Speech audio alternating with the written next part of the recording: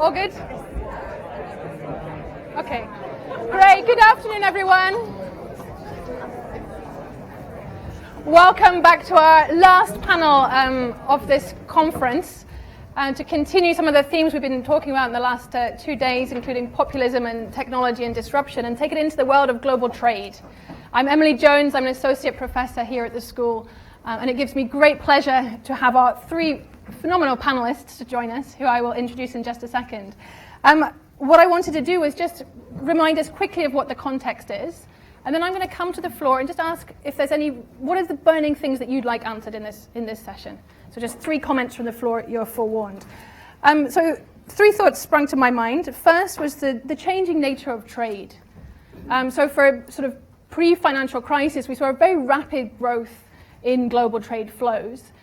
They've stagnated since the crisis, in part a slowdown in aggregate demand in some of the big core economies, but also this technological shift.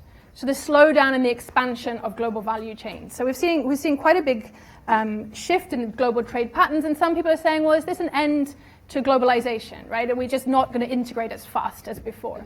But then others are pointing out the very rapid growth of cross-border data flows, and saying that actually we're more connected than ever before, but the nature of that global, that connectedness is actually shifting us into a new era of digital globalization.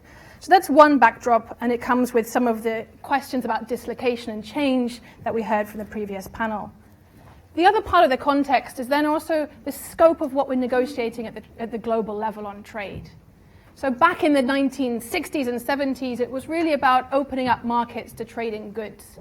Since then, we've started talking about a plethora of other issues: services and how we regulate them and how we open our markets, government procurement, competition, investment policy, and now the big question is, how are we going to regulate the digital economy? So if you look at the NAFTA renegotiations, there's a big chapter in there in e-commerce. It was a big issue for the Trans-Pacific Partnership Agreement. So those are some of the big issues now. So the breadth of what we're negotiating has really expanded. And then the third part of the sort of thought or trend that I think we need to think about is that we've failed to keep our citizens on this journey with us. So we're seeing quite a backlash against the trade agenda. Okay, it's manifest mainly in the advanced economies and not in all advanced economies. I know we were talking earlier that Canada's not as anti-free trade as perhaps some other countries. But we've seen people on the streets in most of the recent negotiations. So if you think Canada, the EU, there were a lot of people very concerned in Europe about what that would mean for Europe. So the citizens are feeling very worried, and of course we've had President Trump elected on an anti-trade ticket. Okay, so he's really said, actually, this is not working. We need to really shake up the system to make it work for people. And at the moment, with the imposition of tariffs by the Trump administration that are a clear violation of WTO rules, we're kind of playing the global trade game outside of the rules of the WTO. So people are now asking, and now we've seen the blocking of judges to the Appellate body, which I'm delighted David's here to talk to us about, which is really a question of, will the dispute settlement mechanism, the enforcement of those global trading rules, there's a question of whether that's going to keep functioning. So people are really asking at the moment in the trade world, is this the end of the global trading system as we know it? You're making this whole panel sound really easy. It is. That's why I'm now going to introduce the 3 of you to answer all of these questions of how do we restore faith in this, in the system. So 3 panelists, phenomenally poised to help us diagnose and answer all of this. Ulrik Vestergaard Knudsen, Permanent Secretary of State in the Ministry of Foreign Affairs in Denmark, and designate for the OECD straight from this, which you're starting imminently, I understand. January. Great. Ailish Campbell, who is Chief Trade Commissioner from Canada, and has just come out of that NAFTA renegotiation that I just mentioned, so look forward to your thoughts as well. And Justice David Unterhalter, who's a judge in the High Court of South Africa, but for many years was on the WTO's Appellate body, so that very body that really is the core of the global trading system. Before I turn to each of you and give you 8 minutes, I'm actually going to ask 3 people, there's hands up, what's the burning question that you've got on your mind now that you'd like to see answered? Yeah, I think we need mics. We've got one here, one at the back. There's a 3rd burning question. Keep it short. Yeah, and one at the front. Please, go on. Hi, I'm Natalie. I'm an MPP student from Australia. I'd just be really interested if the panel could talk as well about non-tariff barriers, because with the scope expanding to service investment, I guess one of the challenges is how do we work within the current global trade rules, but also acknowledge that in some countries, the desire to maintain standards, concerns in the population about food security, etc. But then on the other hand, there's a real desire to integrate emerging, developing economies into supply chains and wanting to facilitate their trade so they can also benefit from trade. But it's sort of that balancing between the standards that are maintained and through the rules are allowed to be restrictive of trade coming in. How do we strike that balance between sort of national preferences and these sort of global rules? Exactly. Great question at the back. Yeah. Hello, I'm here at MPP student. I just wanted to ask whether the liberalization of trade of services will follow the liberalization of goods, or is it too contrary to interests of the most powerful players? Okay, so opening up of services. Great. And the third thought from here. Just come down to the front. Hi, Miguel. I'm a trainee at the European Commission, and I'm very interested in the topic of policy coherence. And so I was wondering if you could maybe provide some thoughts about how to ensure that, for example, trade agreements are in line with climate. So this trade climate nexus, and we'll just broach that. Go on then. Go on. Well, I'm actually very interested to learn that is the future of global trade corporations going to have a human face, particularly when it comes to private investors and developing economies, emerging markets. Yeah, because we have seen a lot dodgy investment contracts, and most of the countries like Tanzania and the rest of it within the region have suffered a lot, and probably from legal or whatever contracts. So making sure that the system works as well for developing countries and has this kind of human face. Is it going to have, in the future, is it going to have a human face, at least, Yes. Thank you. Great. 4 provocative questions there. Ulrik, you have 8 minutes. You have the floor. Thank you so much. I think with the title being The Future of Global Trade Cooperation, it would be fitting to ask, firstly, whether global trade cooperation is in a crisis. And I think the answer to that question is a resounding yes. You could then go on and ask also if the institutions of the multilateral global trading system are in crisis, and I think the yes here is just as resounding. This is, of course, evident if you open the paper almost every day. You see a new turn of events of one of the trade wars that we're living through at the moment, some of the worst trade wars for decades. So already at that level, it's, of course, evident that we have a crisis. But I think it runs a lot deeper than that. If we go back to 1994 and the formation of the WTO on the could you say ruins of GATT, that were actually not ruins, because GATT achieved the final major comprehensive round of free trade negotiations in the world. That was finished in 94, and when the WTO was formed in 95, I don't think anyone had foreseen that 23 years on, we would not have completed another round. And it's not for lack of trying. There's been numerous ministerial conferences, but the solution has escaped the world and the world of trade negotiators. So it's not only a crisis for trade wars and lack of trade liberalization, but it's actually even worse because, as you alluded to in the beginning, Emily, we also now see the Appellate body, the whole dispute settlement mechanism under threat. So we have been able to hang on to at least the positive from the formation of the WTO, that we had a very strong dispute settlement mechanism that gave us transparency when we wanted to trade our goods and services in the world. That is also now in danger with the last of the judges running out of time next summer or next autumn, and the US is blocking appointment of new. So we're in trade wars, we've lost trade liberalization ability, and the transparency of the whole system is at stake. We could then actually take the drama even one step further, because trade is actually only a symptom of the crisis of modern day multilateralism. So we could also begin with the question, is the whole World War II or post-World War II global system in crisis? I would say yes. Is modern day multilateralism in crisis? Yes, I think it's evident that this is so. We are seeing an international order in disorder. We are seeing the international world order that has benefited all of our countries so much for 7 decades. We're seeing that more or less crumble right before our eyes month by month at the moment. It's not only an issue of trade. This is also something that's felt in the UN. It's felt in climate negotiations.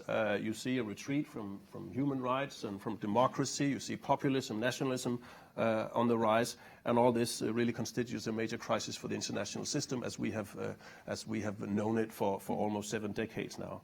I won't dwell on the reasons, but it's been quite a system-shattering last 5 years. If you go back only, 4.5 years, we had in Europe not seen Russian aggression in Ukraine. That gives us a major security crisis. We had not seen migrants walk the streets of Germany and Denmark. I know that this is a luxury problem in Europe because in other parts of the world it's difficult to understand why 1 million refugees can cause so much political havoc, but it does in Europe. It is a major identity crisis for Europe.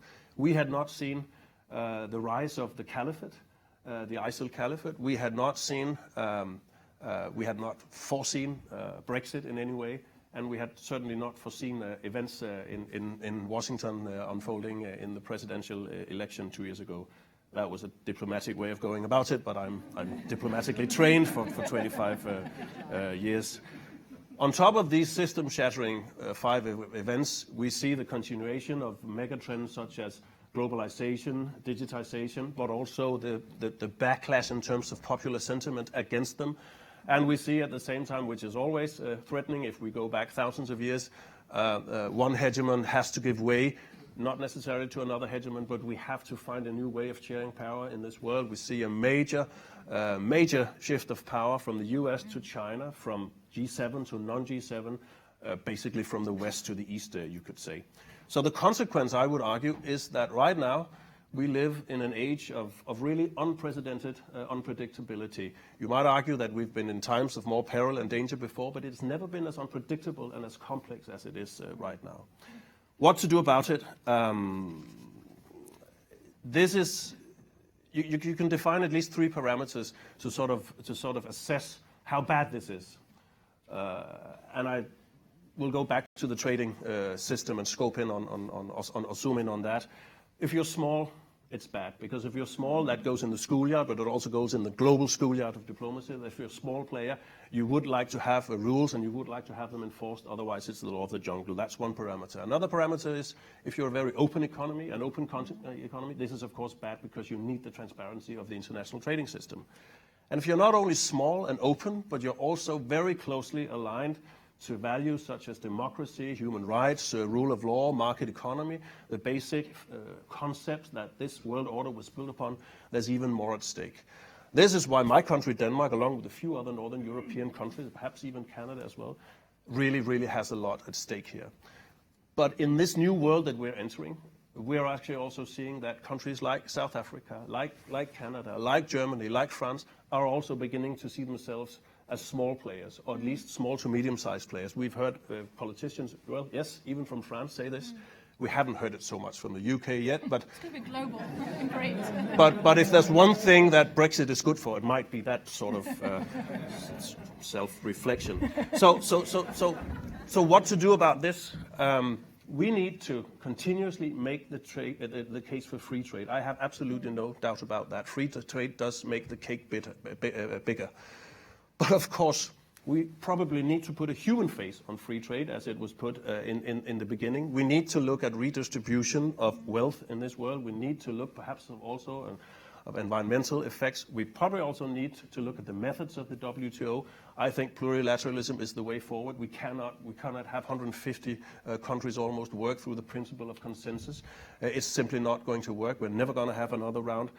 And then also, even though the US is seen as the root cause of some of this crisis in the multilateral system, we also need to listen to what the US is saying about the WTO, because if that is what it takes to save the WTO, I think we need to reform it.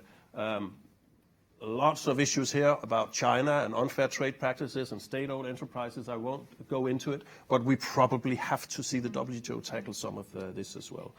Finally, the national level, which I think is hugely important when it comes to putting a human face on globalizations for the citizens. My country has no natural resources. We don't have any heavy industries. It's almost an anomaly that we are one of the richest countries in the world. We are so because we have chosen, by necessity, to embrace globalization and free trade, to embrace digitization. Because if we cannot produce competitively through embracing digitization and technology change, and if we cannot sell these products in a competitive but transparent way in the global market, well, our whole welfare and livelihood really is at stake. This is well understood by most Danes. 80% of Danes answer yes when they're given the question, do you think globalization is a force for good for your country? But it's not an easily won argument. We have educational policies, social policies, upgrading of skills policies to combine with this openness. And I'll just mention in closing perhaps 3 features or examples from Denmark that show you some of the causes perhaps for this agility and this embracing of globalization. And one is perhaps the much praised Danish model of flexicurity. It's a word that is made up of flexibility and security.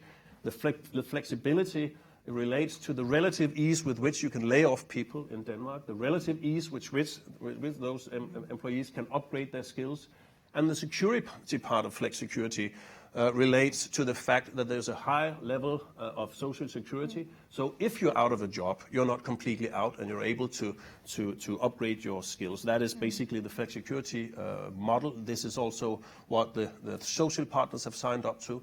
Our labor markets are not ruled by legislation. Just over the last year or so, we have gathered what we call a disruption. How are we going to go about this? And we have gathered the government, ministers, in a series of meetings, seminars really.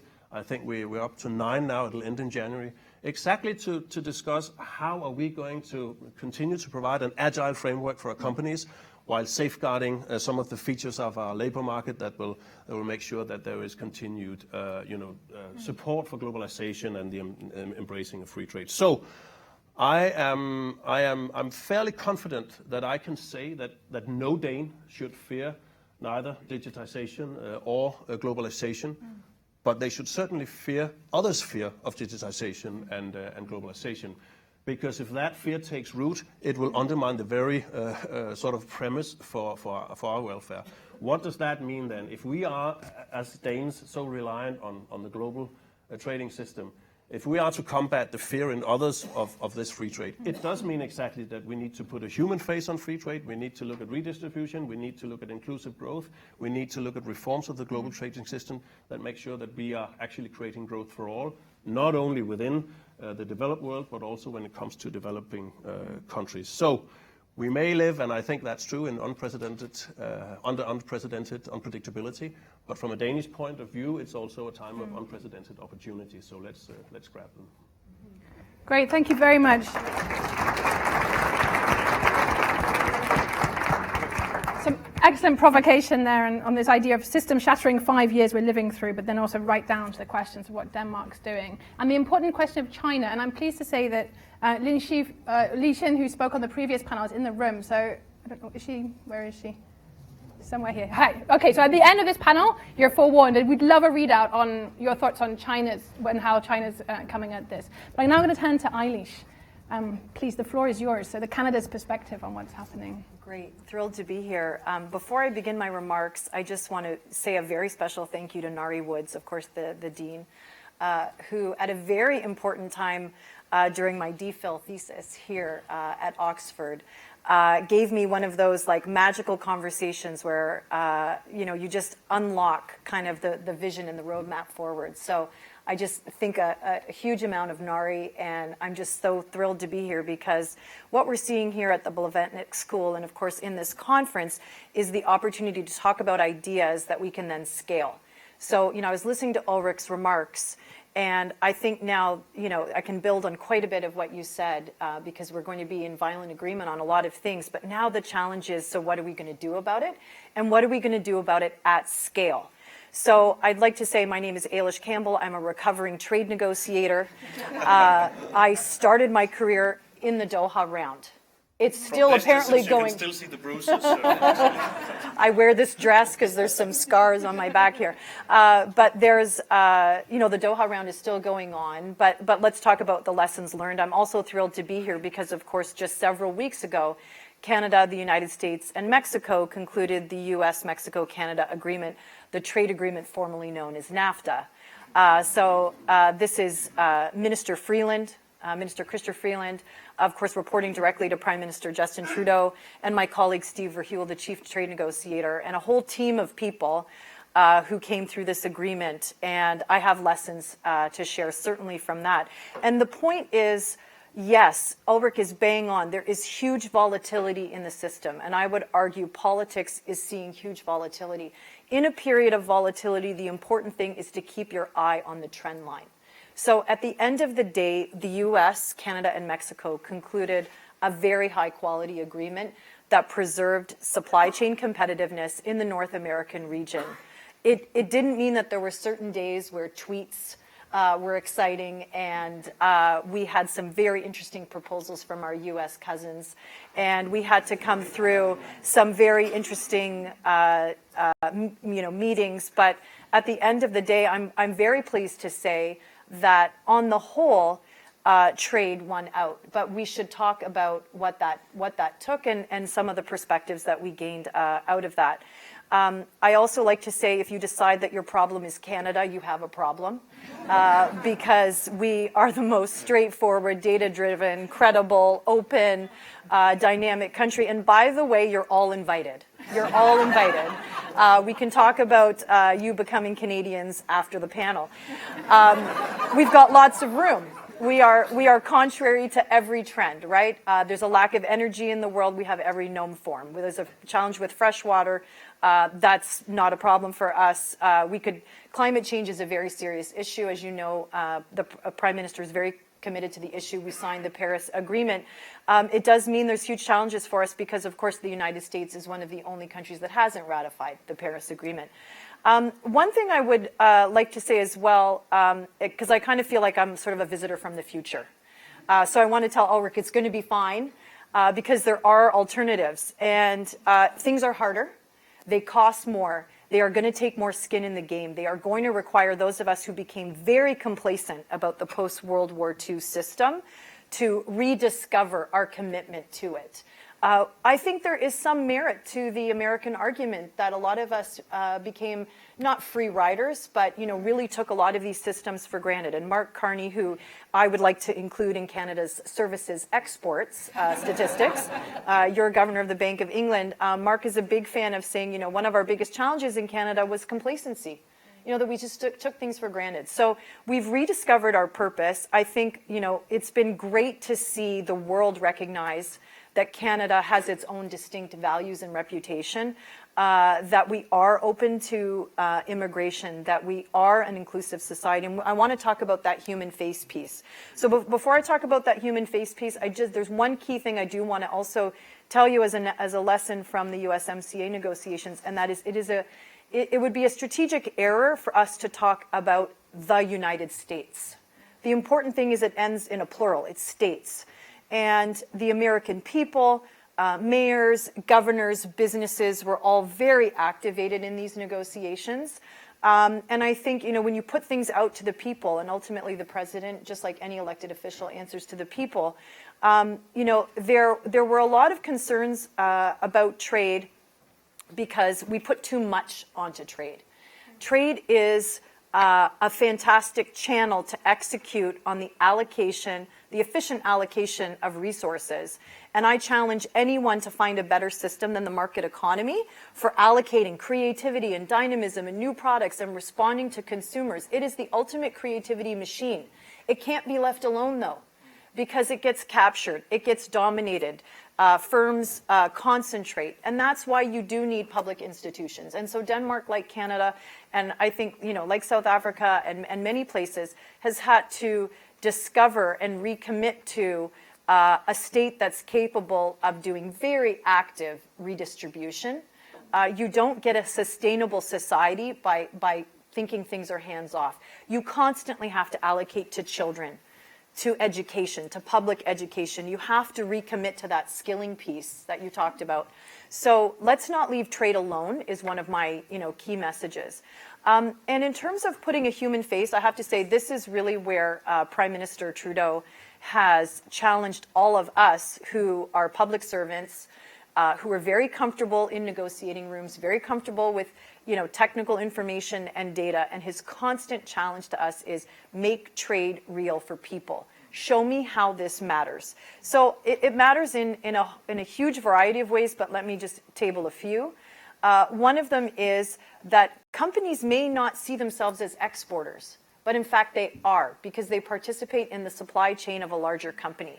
So one of the challenges we had for all of our businesses was show us the number of small and medium-sized enterprises and entrepreneurs that are involved in your entire enterprise. Not just your final product that you're exporting, but all the goods and services, the cafeteria services or the janitorial services or the marketing services or whatever else is involved in creating your product. And then you find out that there's a lot of companies that consider themselves domestic companies or non-exporters that are in fact totally implicated in trade. And this is absolutely true for Canada because we're 5% of the world's, 0.5% of the world's population, which means 99.5% of our potential customers are out there. I think the second thing is there has been, I think, a very accurate perception that trade is about the big guys, and I do mean like the big guys, the sort of Fortune 500 companies who are very effective, for example, in lobbying or I would say getting effective results, and that could sometimes include investment.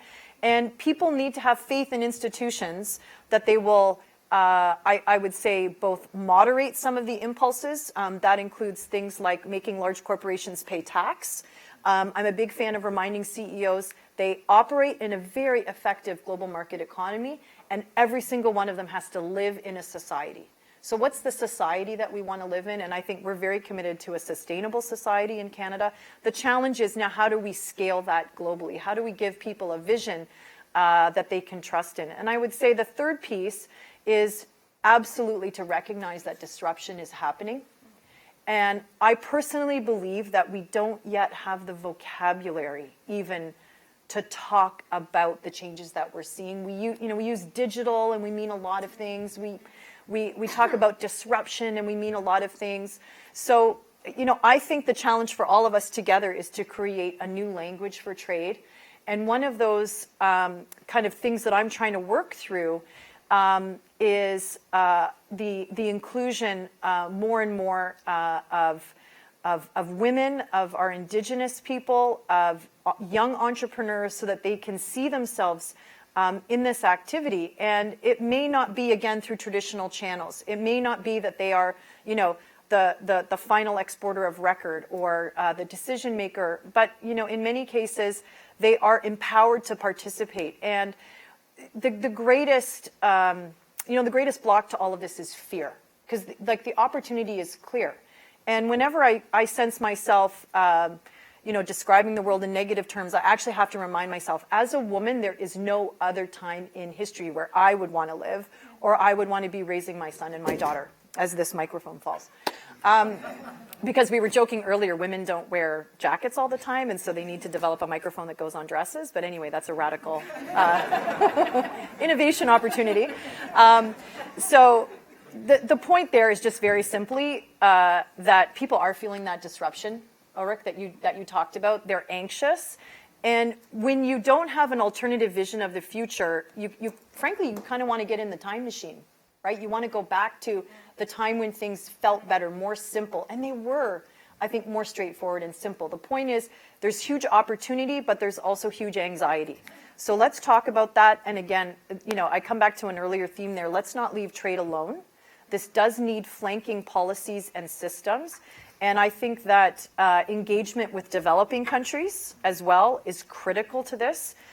It's not going to be enough that, I'm going to sit here and I'm going to be very proud, I am, of the fact that we are the only G7 country with free trade agreements with all other G7 countries. We just finished the Comprehensive and Progressive Trans-Pacific Partnership. The CP was really important to add before the TPP. We did finish our deal with the EU. We will help our British parents or cousins or whatever they are now.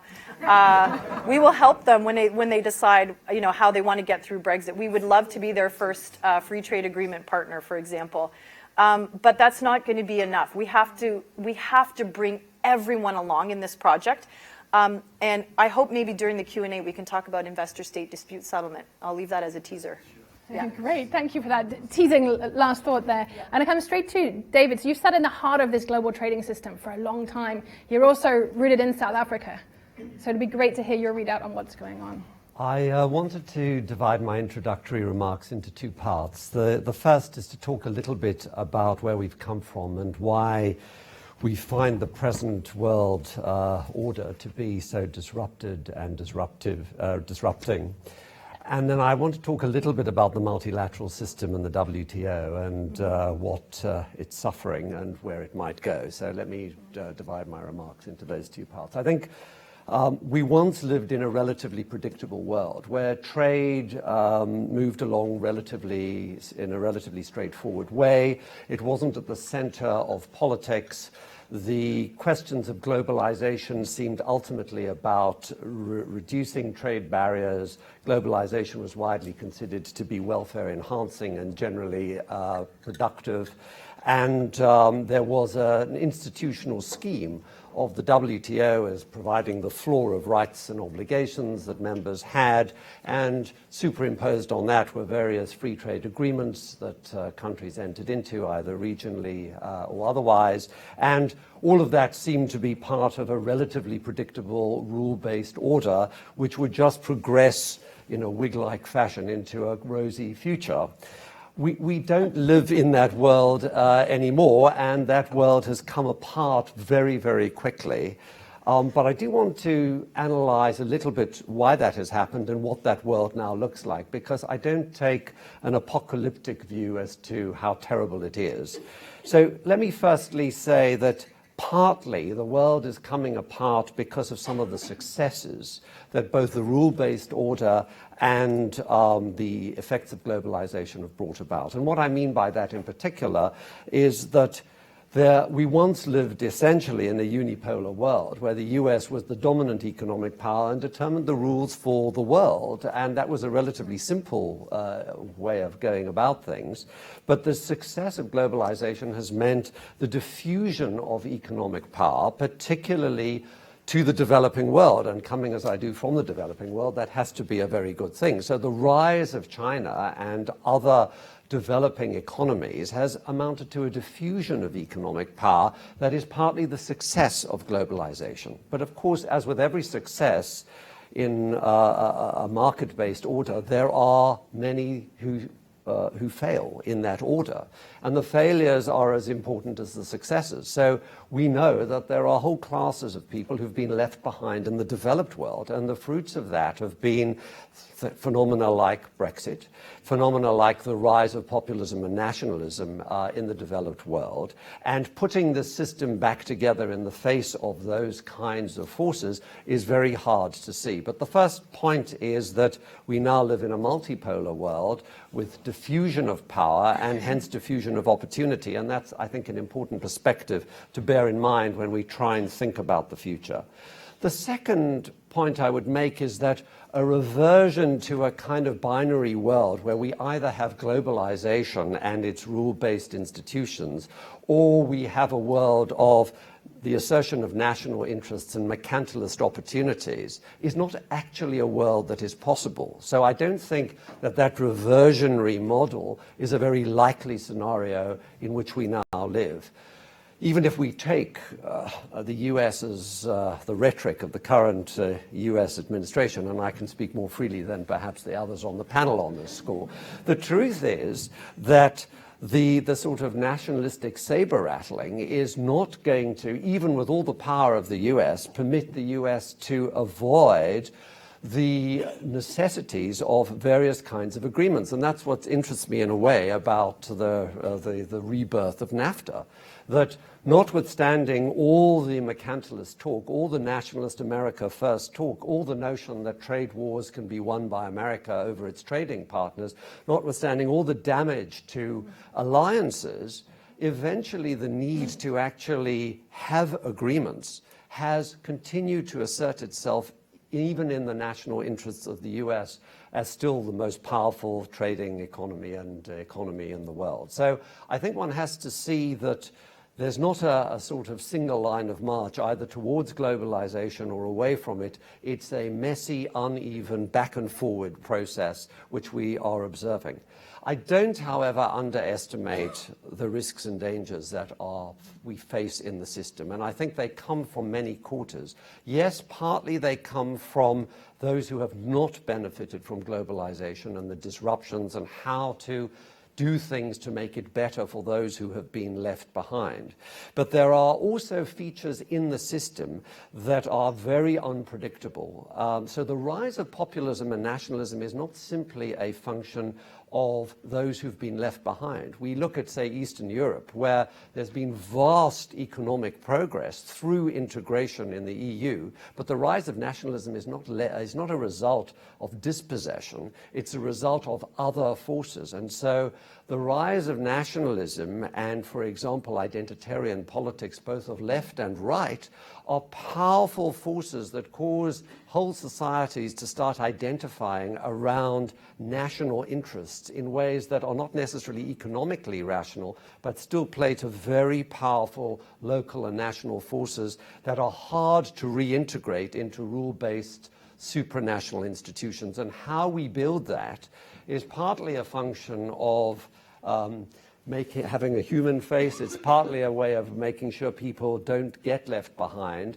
but it's also partly a function of rebuilding an enterprise which shows that democracy and these institutions matter. One of the other major factors in the world is an uncoupling of democracy from economic growth. The old model was economic growth leads to democracy, and that was the way the world looked.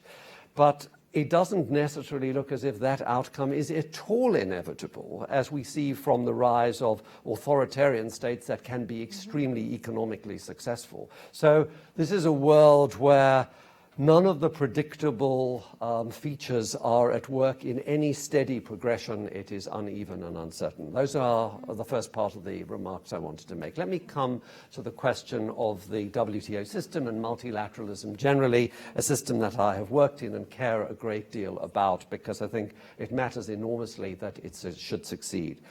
The roots of the crisis of the WTO system and the multilateral system more generally have also got pedigree in the sense that they go back long before the current Trump administration. The failure of the Doha round, I know it sort of limps along in name, but the truth is that that the WTO system had become sclerotic long before Mr. Trump and his administration came into power.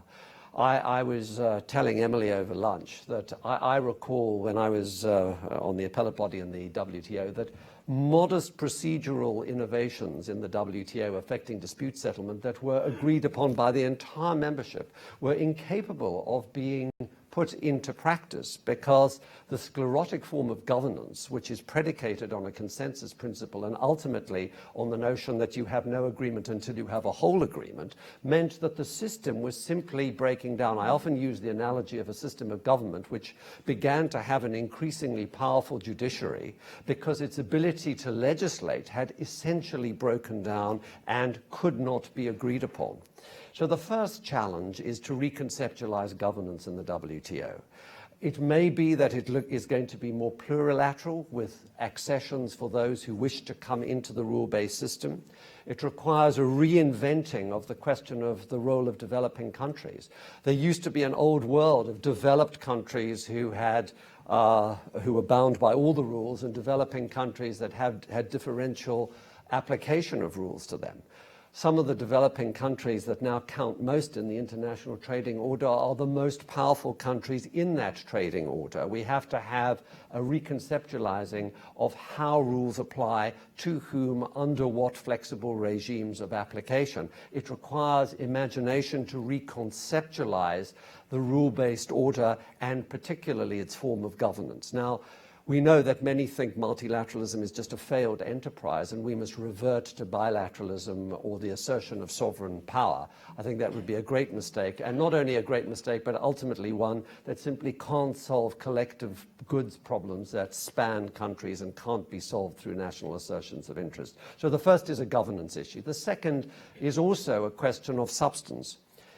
The WTO is a floor of rights and obligations, but it's got a rather dowdy look about it. The rights and obligations are essentially about goods, modestly about services, but simply fail to deal with some of the key agendas that matter. Investment is key. Competition is key. So we need to have rules around these matters. The digital economy is key. And just on that, I just wanted to say one thing, which is that there are massive problems in trying to capture these in rule-based systems, but it is inevitable that we have to do so because reversion to national regulation is simply never going to properly recapture the way in which globalization and e-commerce is. The genie is out of the bottle. You can't put that back in and you can't regulate it on a national basis. So inevitably, a rule-based order that is global in ambition has to come into play. The only question is how and when. And then lastly, there are equality and equity issues, which we have to bring back into this mix. I think one or other of the speakers has touched upon taxation. I mean, one of the key problems here is that if you create, through the assertion of national sovereignty interests, some of the assertions of local interests that are important, such as making everyone pay fairly for the public goods that a society needs, we know that the ability to escape the tax net of one country is very real, especially in respect of powerful global companies that find it extremely easy to engage in trading off one country against another. And we have to reinvent rules as to how we need to think about how taxation works across countries. We need to think about how to regulate economic power on a global scale, because the Amazons, Googles, and the like are so great and enormous in their economic power that, again, no single country, no matter how powerful, can ultimately provide the rule-based solutions that are going to permit of a world order in which those articulations of economic power can be brought not just for the private good, but also to ensure that public goods are sustainable in relation to their activities. Let me end there. Wonderful. Thank you very much. Three incredibly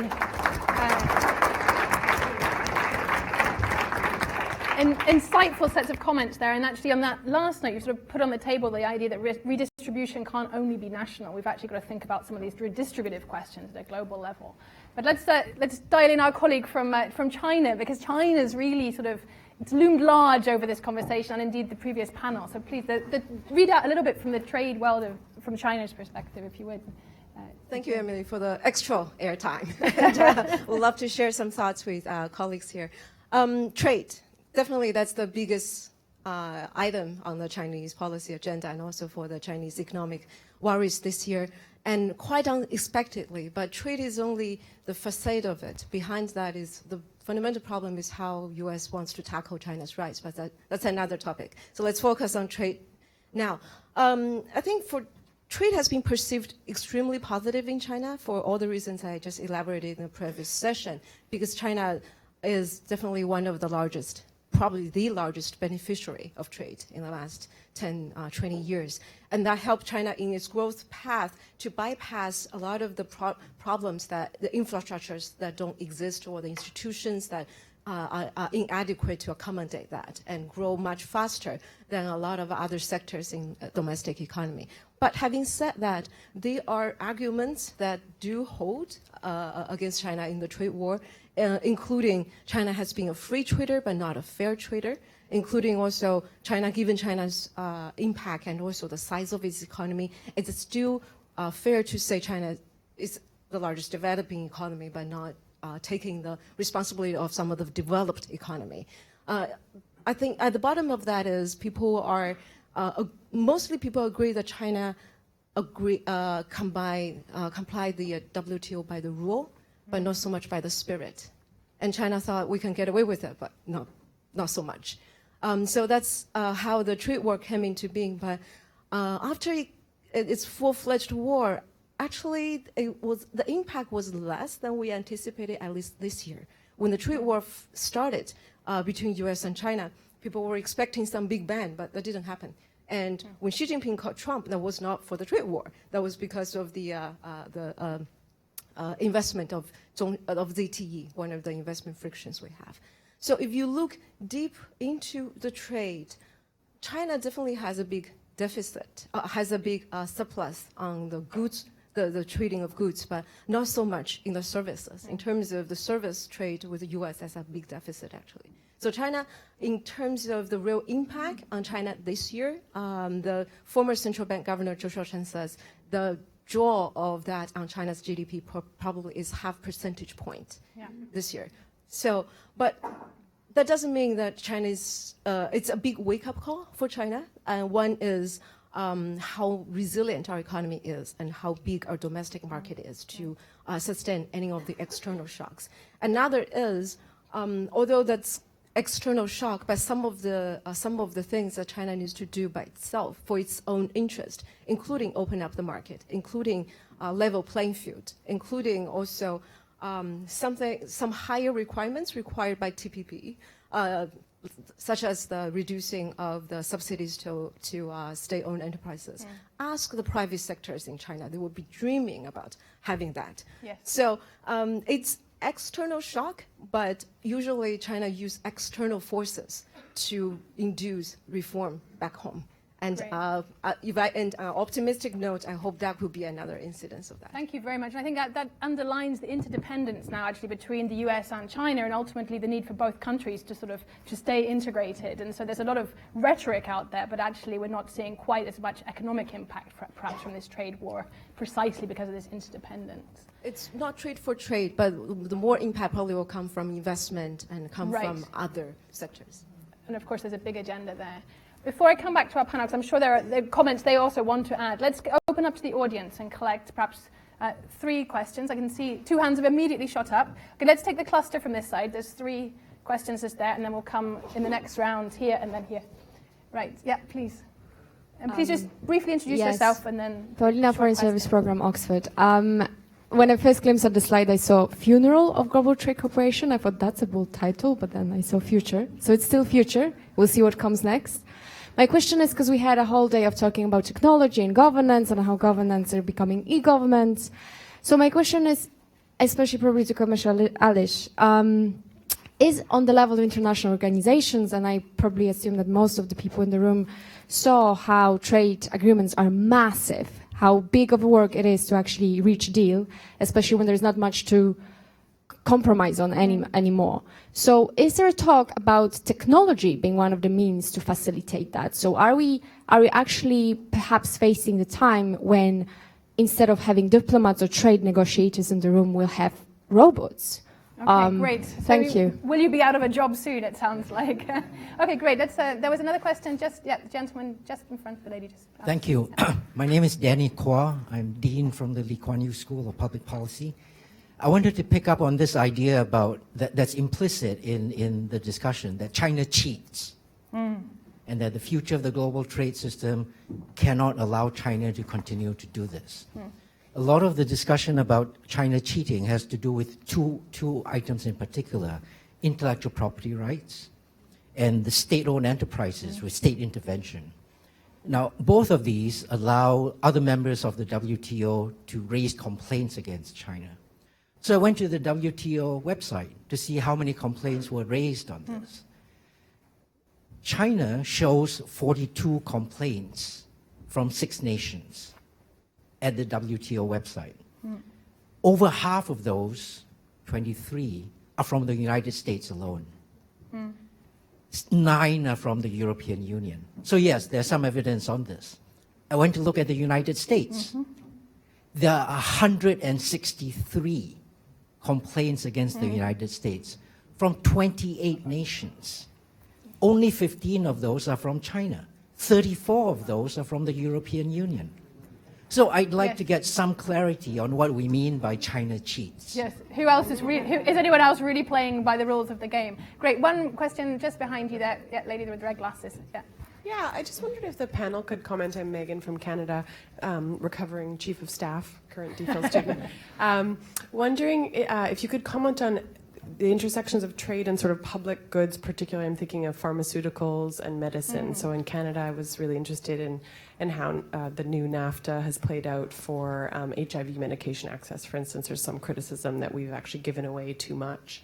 And I would just love the panel's thoughts on that and how difficult that is. Great. So let's have a quick round of responses from our colleagues. Yeah, Ulrik. Let me start. I'm very glad we had the questions because I was, after David and Ailish spoke, I thought it would be very, very difficult for you to find any disagreement in this panel of views. But I think the China angle with the two questions or the comment and the question on China, I've managed to detect some disagreement.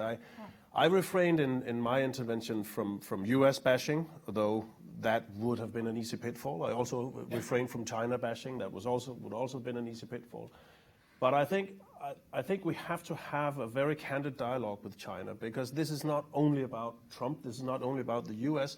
This is simply about the fact that China was led into the WTO, led by Charlene Barshevsky back in 1999, when China was a whole different entity than it is today. And I think that's acknowledged by China. It's a tremendous development, very, very impressive economic development. 1 billion people almost lifted out of poverty. We should all applaud that, like David also hinted to. But it's a different country now. It's a rival to U.S. hegemony, U.S. leadership. And there's just no way going about the fact that also if you ask European companies, and even if you ask Northern European companies, there is a difference in the way they can operate in China if you compare it to the way they can operate in the US or Europe, or if you compare it with the way Chinese companies can operate in Europe or the US. There is a difference. There is not the invisible hand of the market, but the invisible hand of the Chinese state that makes it more difficult for European companies to compete in China. That is one aspect of it. It has to do with state-owned enterprises. It has to do with intellectual property rights, as you said. Nobody here has suggested that China is cheating, but it is being suggested that the rules under which China was led into the WTO in 1999, they are perhaps not adequate in dealing with the Chinese economy of 2018. And I think actually also there are high-ranking Chinese officials who recognize this in private conversations. Yeah, I would just build on that by saying the rules of trade. You know, it's almost naive sometimes because what we're doing is we're just trying to keep this about products, or just focus on the products. But increasingly, society is saying no. How those products are made matters, and that includes environmental inputs. That includes things like child labor, which we've all agreed through the ILO is one of the fundamental core ILO rights. And I would argue how those products are made in terms of the ownership structure of the company matters as well. Contestable markets, this is the difference. The difference is I can go into the United States or Denmark and contest or pitch for an improved product and try and reach customers. And in China, this is far more managed. And there is a lack of reciprocity in some of these areas. And this is really difficult because, to your point, the WTO is not designed. It is not designed to deal with competition law and contestable markets and state-owned enterprises. And now we are at the rub. And the Comprehensive and Progressive Trans-Pacific Partnership did have a chapter on state-owned enterprises for a reason. It had a sense that, of course, there can be some state-owned activity, absolutely. And, for example, postal systems or pension funds might be great examples where we absolutely want to have a state enterprise, but managed in a transparent fashion that is contestable, that people can see what the public reporting and ownership structures are, and that are used as almost as a flow-through mechanism to activate other areas. And so, you know, this is, I think, the next chapter, and it is hard. Canada convened countries, Minister Carr convened countries just last week in Canada for an informal WTO ministerial discussion on the future of the multilateral trading system. And a few key themes emerged. One of those is, of course, this idea of the continued interest in the rule of law. And I think what you've seen is there will be countries completely committed to it. And how we move, I would just agree completely that we can't let the entire system disintegrate because of one or two actors, so there could be some innovations there. But what's really interesting is, again, we have to come back to, so what happens if the WTO didn't exist? And I mean, it is in some ways a miracle that the United States for so long said we're willing to kind of underwrite and support the world trading system. You couldn't find a country that knows more about the United States than Canada. We grew up essentially because, you know, we did not have the revolution. It's the peace, order, and good government in our Constitution versus the life, liberty, and pursuit of happiness. And we came down on at a certain way, and we've built a system on the rule of law since then. But, you know, what I would say about our American cousins when it comes to investor-state dispute settlement, and I mean, we are a heavy user of investor state, and companies have found it to be effective, again, because we're a smaller player. But the issue there is countries should be able to set their own agendas. When it comes to the benefits being distributed of multinational enterprise, local citizens have to see the benefit. And the other, I'd say, perspective on this is, you know, if I have done a good job creating a very orderly rule of law country, and someone else hasn't, why would I use my state capacity to kind of underwrite what should be a risk taken and borne by the private sector? So I think, you know, the U.S. is saying, you know, you can invest in the United States and use our court system, and it's very effective. You know, why do we need, you know, if you want to settle a dispute, come to New York. You know, I don't want to see you in Geneva. But I think, you know, then we come to, does the U.S. apply its own law? And I think what's very interesting, and certainly was a big priority for Canada in the U.S. Mexico-Canada agreement, was preserving the ability to review the U.S. application of its own rules to make sure that those are effective. And I think that's perhaps what we're trying to this question was picking up on, as to whether the U.S. is sort of calling out China, but actually not necessarily playing by its own game. One thing I will say about those numbers is that people take cases to the WTO in very strategic coalitions, and they are very afraid of backlash. They don't want, you know, they're told that, you know, if you take this case, you know, depending on the resolution, there could be pain for you informally along the way in other places. So how you decide to take a case to the WTO is very strategic. That's not some sort of pristine, you know, hygienic Okay, that's a great segue to David on this point. I just want to comment very briefly on the statistical point which was made. I think partly, apart from the question as to the strategy and tactics around when countries bring cases, it's also partly a function of the disciplines that are in place in respect of state-owned enterprises and investment issues, because they're weak. The disciplines are weak. So many think it's not worth the candle. For example, I mean, one of the questions around state-owned enterprises is, what is the definition of a public body in relation to subsidies, the subsidy treaty? There is some law on that, but you may just simply think it's the discipline is too weak to be worth trying the exercise in the first place. So I think one's got to be careful as to whether the statistics are really telling you who's doing what in the system and whether they're cheating or not.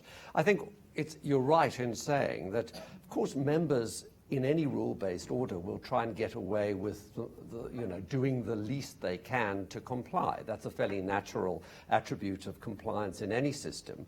But I think the real problem is that China has become such a dominant power in trading, in the trade system, and the disciplines don't work for some of the things that need to be regulated, and that's what has to now take place. And that's part of what is being said by the US, which one must recognize. There are things that are raised there that are genuine issues where the disciplines now don't properly extend to how properly to deal with them. That's one thing. Just wanted to make one point about the public goods point. I think the trading rules are sometimes, again, put on one side as if they are opposed to various kinds of public goods. The truth is that a rule-based trading order is a public good. without which many welfare harms would result in the world. The question is to try and get that balance between what are the public goods that should be trumping rights that countries have, as opposed to the overall public goods that are secured under a rule-based system. I don't see it as a sort of opposition in a sense. It's a question of trying to understand the different types of public goods and the overall ordering that we want to give to the trumping rights. The question there is actually the ways in which the trade rules actually have redistributive implications, particularly, for example, on pharmaceuticals and access to medicines, which is that we're creating rules that actually are undermining the public good. So it's less that openness in global trade is something we want to preserve, but sometimes perhaps we get the allocation of those of redistribution within the rules that are not quite but right. I think that's true of all rule-based orders, and it's true of rules that create integration. I mean, you are going to get unequal consequences that flow, of which we can now see some of the consequences. So the question is, who picks up the results? I mean, is it that it then becomes a burden on national governments to, as I've been talking about, helping those who are left behind in the economic sphere? But I think the question there is, well, what are the sort of trumping rights that countries should have? And that's always a balancing act. It was under the Uruguay round, and it's going to be again if we get happily to the point where we can renegotiate a new order. Great, let's bring in the audience. We've got time for one more round of questions. So let's pick up, there's two here, and I know there were some hands on this side earlier. No, yep, okay, let's take these three questions as our last round of questions. Thanks very much. I'm thinking back to Bretton Woods, and of course trade was discussed, but the Havana Charter and the underlying motivation behind it took some time to put in place. But when you mentioned this idea of the public good, at the time, it was peace and prosperity, and really looking at those linkages in the order that was created. And one of my concerns is, has that lesson been lost? And what are we facing in terms of that risk to peace because of the trade disputes? There's always that question of it may spill over. And I think one of the reasons that the dispute settlement mechanism at the WTO is so admired is because it worked in a place when you look around the world thinking so few adjudicative systems actually work.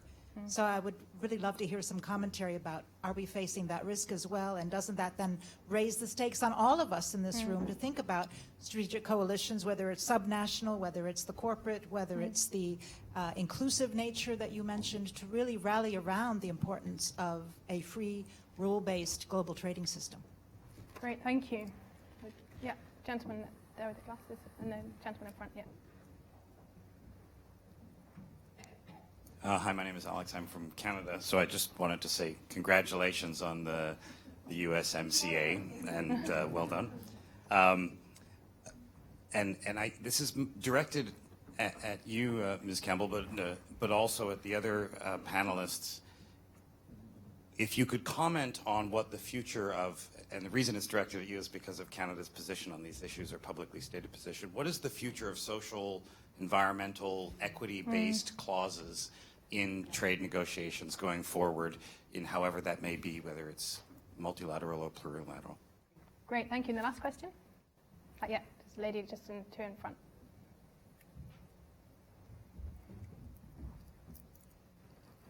Thank you. I come from the U.S., where the cleavage between left and right does not line up with the cleavage on free trade and no free trade.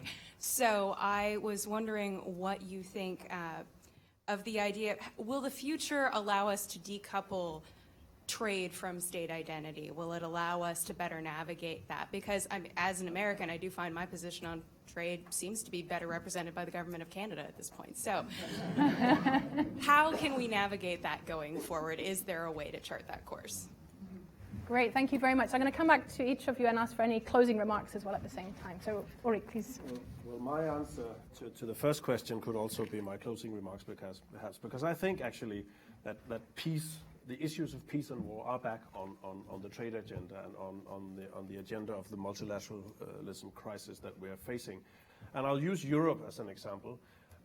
We all feared after Brexit that countries would line up to join the Brits in leaving the European Union, that this would be sort of a segue for others to find their way out of the European Union, because there certainly is deep-rooted skepticism towards further integration and also to some extent towards the EU.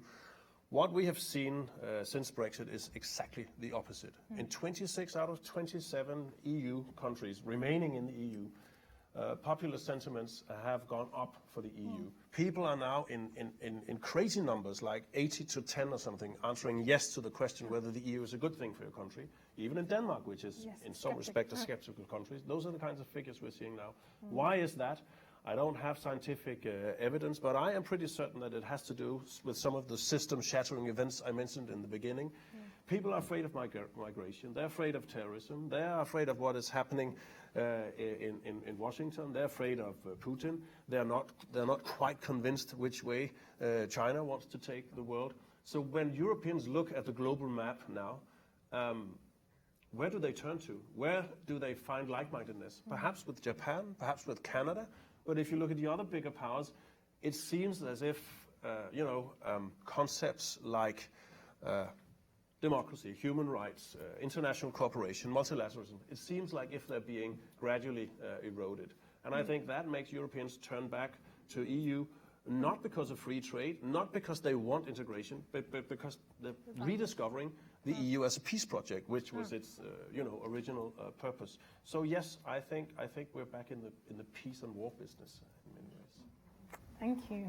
Ailish. Yeah, let me say three things to wrap up. The first is that you will never hear me say that we're in a trade war. And because for me, the word war is very specific. And I'm wearing this poppy because my dad's dad, my grandfather, fought the entire Second World War, was a prisoner of war. And believe me, war is a lot harder than my day job. So I think we are doing, I think we're in a systems friction. Sylvia Austri, one of my mentors, might call it a new systems friction.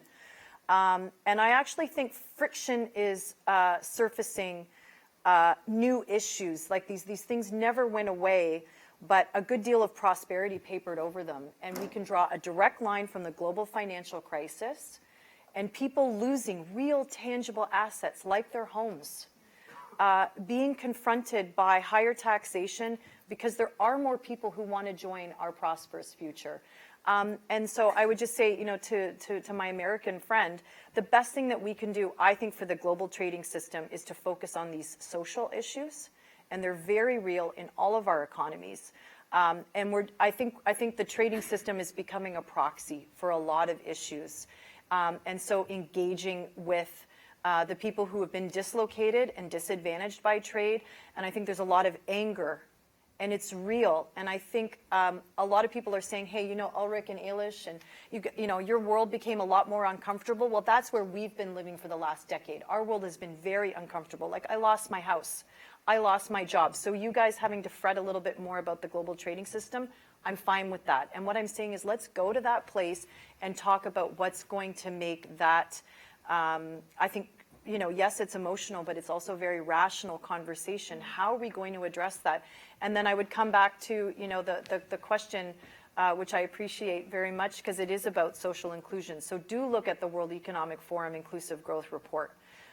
Do look at, this human face piece. We were just off to a great framing discussion, thanks to the audience, because people matter. And showing that there are real opportunities for people is going to continue to matter. So all I would say is that we're all in this together, and I would, for our, I give huge credit to our Chinese friends as well. They have that poverty eradication piece is so important, and we shouldn't lose sight of it. But now we're in this new phase of systems friction, and it is going to take new solutions, and it will take, I really, I think we had this multilateral system. It is going to take different pillars in different plurilateral and different arrangements to move forward. So it is going to be more complex, and that's, I think, why places like this, where we can challenge one another, and we're each going to need to build this from the ground up. While we try and preserve what we have in terms of the multilateral framework. Right back to the citizens. Yeah, great. Absolutely. David. You're on the Bretton Woods question, really a great question. But I mean, the trading, the rules-based trading order was slow to be born because it wasn't actually achieved at Bretton Woods or immediately thereafter. It was messy.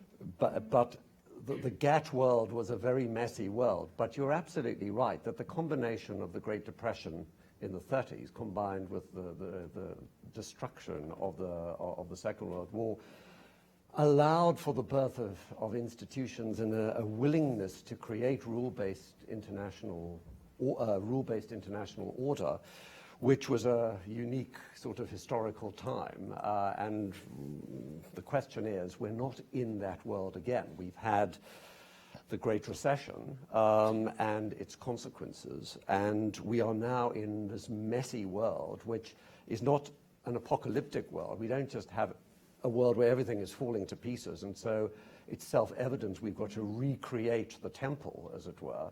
We are in a world where there are bits and pieces that are still there and other bits that are challenged, and it's moving in different directions, with some institutions that are surviving but not in great shape, others that are being conceived but not there, forces of nationalism and populism in one direction, but lots of people who still conceive of a rule-based order as a worthwhile good that needs to be pursued, and deals that are still being struck, and the EU that continues to have a real value for the majority of Europeans. So I think it's in that sort of messy world that we're going to conceive of the new, and it isn't going to be one new order. It is going to be different bits of a much more complex puzzle that gets built and developed, and there are advances and there are defeats and failures, but hopefully we sort of generally move in the right direction. I just wanted to make one last comment about the point on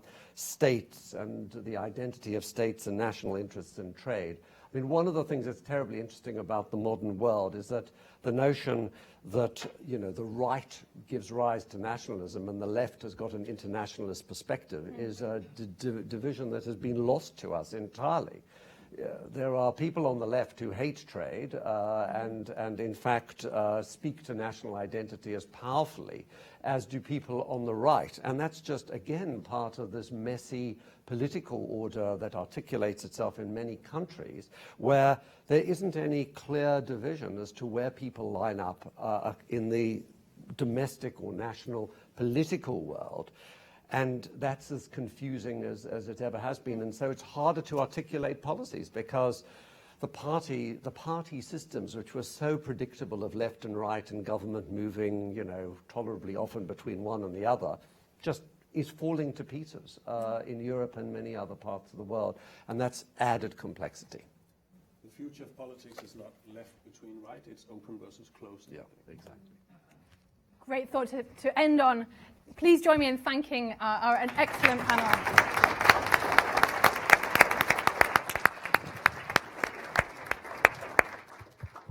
Thank you, hugely. Actually, you can just stay where you are. This is very quick. Callum and I would just like to say a very brief closing word so that we can release you to the fresh air and fresh drinks of the forum. So first and foremost, a huge congratulations to you, the survivors, the innovators, the entrepreneurs. You're still alive, so big applause for all of you. Thank you. Second, those who know me well will know I would never dream of letting you go away without 3 quick takeaways for those of you that might have accidentally slept during a part of the conference. But just 3 quick thoughts. I was just asked outside, what is the biggest challenge to governments today? 10 years ago, people had said delivery, blah, blah. I think the biggest challenge today that's come out for me in the last 2 days is the consent of the people. Can governments actually win and maintain the consent of the people? And we looked at 3 things. So 1, technology. Technology can really help. It saves people queuing for hours in the cold, as the Prime Minister of Serbia showed us, right? It can overcome all that bureaucratic tyranny, as Diego Piacentini showed us. But as Shanta Devarajan so clearly showed us, it's not being adopted at speed, and there are some real problems. The biggest problem of all is the way social media is fueling fires that are burning the ties that hold our societies together. In the panel that Julian moderated, Sir Albie Davey, who's perhaps here, talking about 2 bloggers on Facebook who command an audience of many millions in the Philippines, putting out hatred that and when people try to counter it, they are hounded and harassed. Facebook has a commercial model, which means they have no incentive at the moment to stop that. It's slow peddling. We need an urgent call for regulation. They have to take responsibility for the content which they are not only publishing, but they are promoting. That, for me, comes out very strongly as urgent if our societies are going to function at all. Second big takeaway is that participation's vital, and it's good news. People are participating more. The British Election Survey, Miguel Lago, Nick, the people that showed us we can use digital platforms to get people participating. But let's not forget, we had this president of Switzerland here last week, and I reminded him that in Appenzell, a wonderful canton where people deliberate, they kept deliberating right through to 1992 and coming up with the decision that women would not be allowed to vote. Now, some of you might say, good thing. No, it's to remind us that on all these digital platforms, the most important element of design in any society, whether it's China or Britain or Zambia or Russia, is, are you protecting and giving voice to minorities, right? That's a corporate governance principle about minority shareholders, and it's a principle of any constitutional political system. Third big takeaway is, for free markets to work, government has to be a good referee, and government is now wrong-footed. The last 30 years, Clive Cowdery showed us, we've seen government policies, whether it's on tax, labor markets, deregulation, inflation, all steroid a growing inequality. And that will never command the consent of the governed. And for that reason, we need government to step up to playing a much better role as referee, whether it's on trade, on climate change, on jobs, on security. So what does it take for government to be a good referee? It means making public service great again.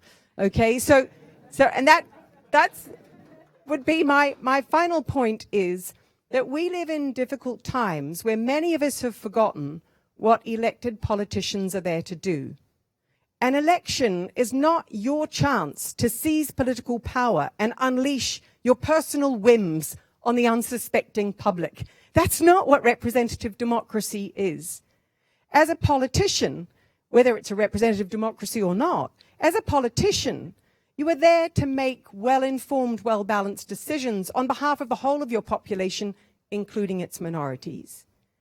And so the role that your civil servants must play is crucial. And I say this to every civil servant in the room who's feeling wrong-footed by their political masters. Your role is to inform, to ensure the public interest is taken into account. It's to challenge. And that's really difficult at the current time. And that's why we need to attract and keep some of the smartest people in the world in public service. And we heard a lot about that yesterday, how to empower them to do what Jennifer Musisi did, how to stop, as Beth Blower so carefully put, how to stop putting on them every consultancy in the world's latest idea and requiring them every day to contort themselves in a new way. Listen to them, empower the front line to find solutions themselves and make those solutions actually work and to stick. Make sure it's zero tolerance. We heard some great stories from Nika Galari and others about how to stamp out corruption, which erodes the motivation of your public sector workforce. So let's all together, I think, work on this, making public service great again, so that government can actually referee, and that way we can prosper with governments that actually can have the consent of the governed. That's my takeaway. Before we end, I want to pass to Callum Miller, Chief Operating Officer of the school, for some very important words. Thank you, Nari. Well, if you've shown us how we can soar in our ambition and ideas, I want to remind you that some things need to be built on solid fundamentals. The planning of this conference began 9 months ago, and I just wanted very briefly on your behalf to thank the members of the team who made it all possible. First of all, let me reiterate our thanks to our knowledge partner, McKinsey, who have made it possible for us to make this a free and open event and to have all of you able to participate without having to pay to take part.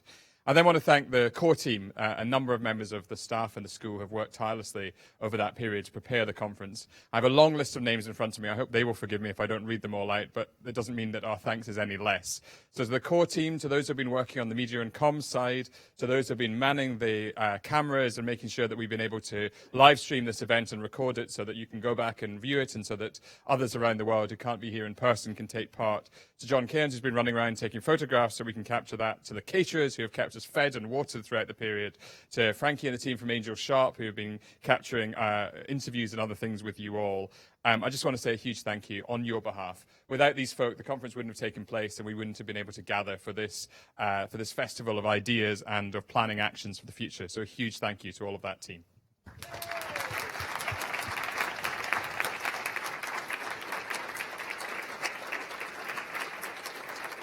As many of you will know, the building in which we've met opened in 2015 and was designed to reflect the fact that government is, after all, a collaborative exercise. The reason that the space outside this room is a circular space and is at the very heart of the building is to remind us that it's in coming together to exchange ideas, to discuss them, and to find the pathway towards a common future that politics has actually done. So ultimately, this endeavour that Nari's inspired us towards is a collaborative and relational exercise. We at the school just want to express our huge thanks to all of you for joining us over the last 2 days on that journey. We look forward to walking forward with you together towards the actions that we're going to take in order to build a brighter tomorrow for ourselves and for future generations. The ambitious goal of the school is to improve government and to create an environment in which we can have a world that's better led, served and governed. It's been our great pride to have you join us today and yesterday on that journey, and we look forward to walking on the path with you in the years to come. Thank you for being with us.